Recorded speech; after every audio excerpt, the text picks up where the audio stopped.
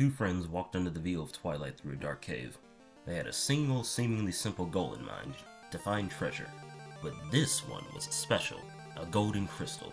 The two also had their work cut out for them as they'd be rewarded handsomely by their treasure commissioner artisan. And who were these night thieves?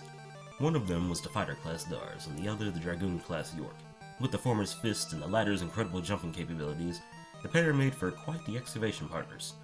They approached a series of ruins, bugs and fireflies scurrying away as the dragoon illuminated their surroundings with a lamp. A small platform was seen in front of them, with the two's chosen prize hovering slightly above. Unfortunately for the would-be marauders, a rain of arrows came from the sky just as the fighter stepped up. He dove back toward York before the arrows could impale him. "You didn't think anyone else would know about this place?" a female voice said from within the shadows. She walked from behind the crystal with a grin forming as she readied her bow on them. "If you think that scares us, you wouldn't have to try harder than that," York taunted before whipping out a spear. "Ready, partner?" he asked the soon nodding Dars. "Let's go!" The dragoon ran at the mysterious girl, hopping over a large arrow barrage, coming down on her with a stab. Dars used the opportunity to grab the crystal before the girl threw York off, blasting him with fire from her palm. She redirected her attack at the fighter, who blocked with the crystal. Distracted, she was rapidly jabbed by York, who kicked her down. He pointed his spear at her neck. "Well, wasn't this a fun scrap?" he joyfully proclaimed to the girl. "Who are you?" "My name is Sol, a multi-track mage in summoner class," she arrogantly responded. "Well, listen here, Miss Sol. There's this thing called sharing the spoils," York started. "How about we all report back to me and my French commissioner and label this as a happy accident?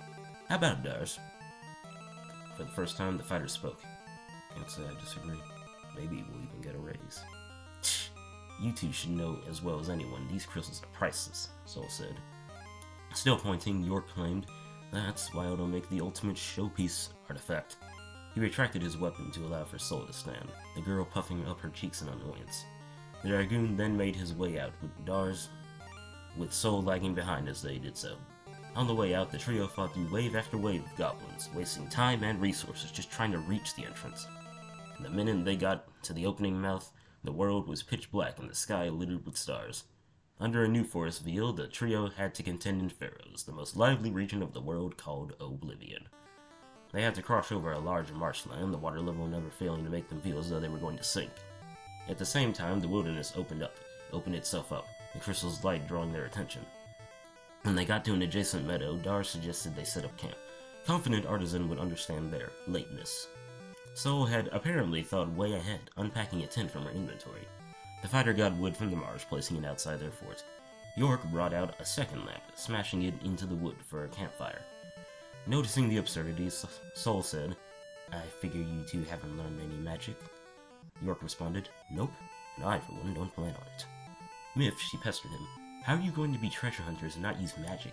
It is the reason we even have roofs over our heads. And advanced technology." Uninterested, he said, "Well, when you put it that way, I suppose it is a worthy investment. But I don't see the point. In Oblivion, magic is recreational and optional at best. See how well me and Dars got with just our wits? You have technique. We have skill." She tried to think of a way to refute the claim, but nothing came up. For a person she was trying to kill earlier, she believed both his words and actions had staying power. Observing the conversation, Dars mumbled under his breath, "This day may not have been so bad after all." He always saw their partnership as tangible, but with the accession of Sol, it could balance out. As for the crystal, that was another story. He was more interested in its seemingly otherworldly nature and, like York, its showpiece material. Would Artisan sell it and give a cut of the earnings to them? Or would he be unimpressed? Not like Dars knew anything more, other than it mattered to Artisan. And even if they didn't get anything, the experience was all that mattered. "I'm going to keep watch over," he started, only to find the dragoon and girl passed out and barely enclosed in the fort. He gave a small smile before laying down, looking at the ambiguous sky that had, during many other nights, provided a peace of mind. The harder part would be staying awake, however. At dawn, he saw the two standing over him, his eyes turning like clock gears to face them. He sprung up proudly before picking up the crystal, caressing it like a child. "Good to know your vitality is as good as ever," York said. Gathering the remainder of their belongings, the group traversed the rest of the forest. For every bush and shrub, at least one of them was alive, a stab from York's spear being all they needed to win. Coming up on the small bridge that led out, the group was greeted by the bustling metropolitan of Helio. seeing the city's famous chocobo riders dashing across various streets. As they crossed, it would be those steps that were to define the destiny of their faithful world.